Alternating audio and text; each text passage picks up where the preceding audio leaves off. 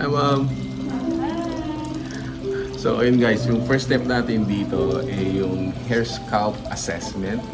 So, papakita sa inyo guys using their equipment, yung apparatus nila, what's the health status ng scalp mo as well as yung mga hair roots, no? They're also gonna give you some advices what to do, mga ganyan. And then the second step nga is yung foot soak with refreshment. Wow! Thank you.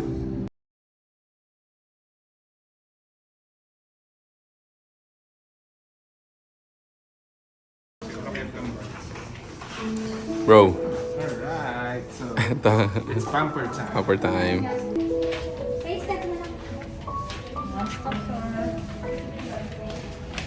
Ooh, so these are the beds. Ganda, ang bango. Napaka-relaxing. And I think para silang mga state-of-the-art, parang bagong-bagong technology sa mga head spa beds. Things good.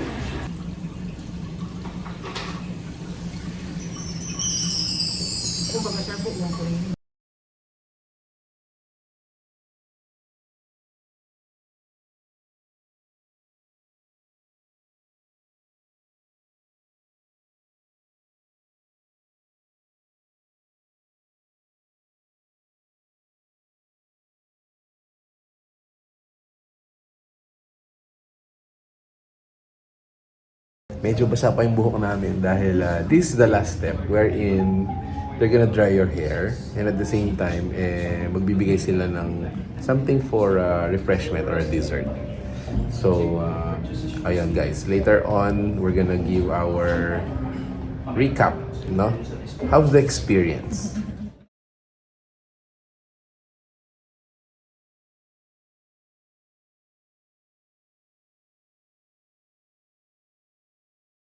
How was the overall experience for you? Ako syempre yung as a pamper time ngayon, o parang relax day natin, talagang nakaka-enjoy at the same time, feeling ko nawala nga ako ng 1 hour eh. So, totally relax ako. Ako very thankful ako sa day na to kasi ito talaga yung hinahanap ko. Kumbaga sa busy time natin, you need to stop and care for yourself. Exactly. Oo. And then ako naman, you don't get this every day. Yes. No?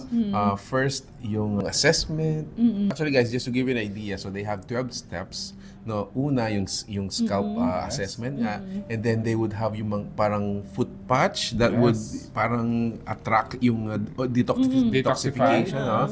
They also put something in the belly, no, that would really help yung for example metabolism or something that's in your stomach, in your body na na-absorb din yun. And then may facial din. Facial. Diba? At the same time, may massage. May massage. So, I think yung 2 hours talaga dito is sulit na sulit.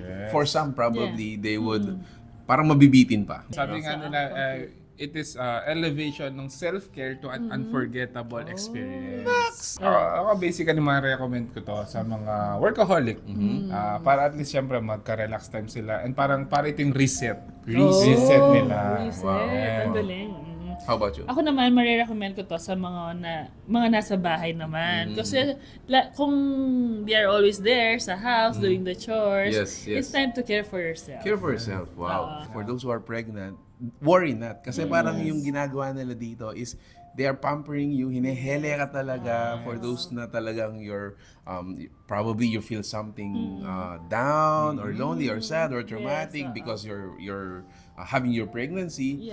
This is the time for you to reset, sabi mo. So if you want to visit Iremia, it's located lang dito sa may Infinity, Angeles City, and they're open from Monday to Thursday, 12 noon to 10 p.m. And for weekends naman, Friday, Saturday, Sunday, from 10 a.m. to 10 p.m.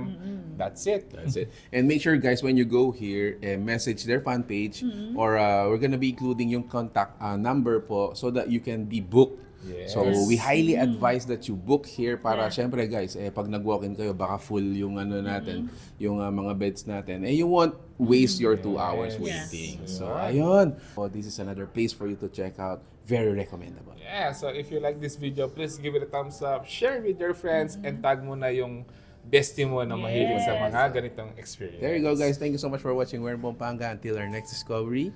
Peace out. Bye guys.